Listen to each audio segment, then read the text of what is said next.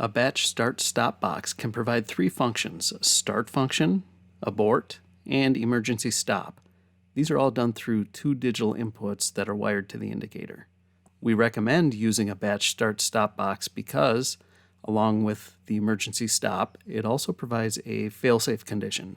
For example, if the wire leading from the box to the indicator was cut or pulled out at either end, the indicator would automatically go to a stopped condition.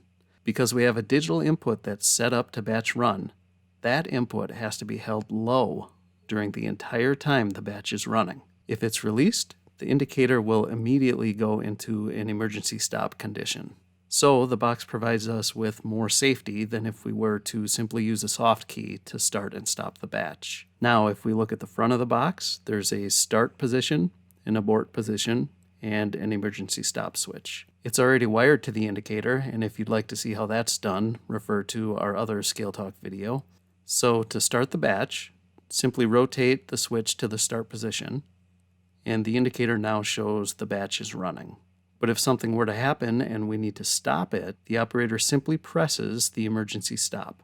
The indicator goes into a batch stopped condition, and at this point the operator has two options.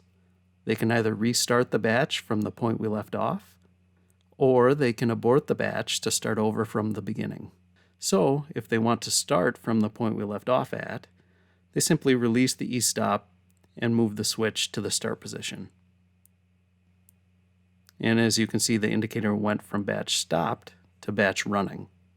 If the operator wanted to abort, I'll press the e-stop again, and while the indicator is in the stopped condition, move the switch to the abort position. It says the batch is reset. Then release the emergency stop, move the switch to the start position, and the batch will start from the beginning. Thank you for watching ScaleTalk. If you have a topic idea for a future episode, please follow the contact information on your screen.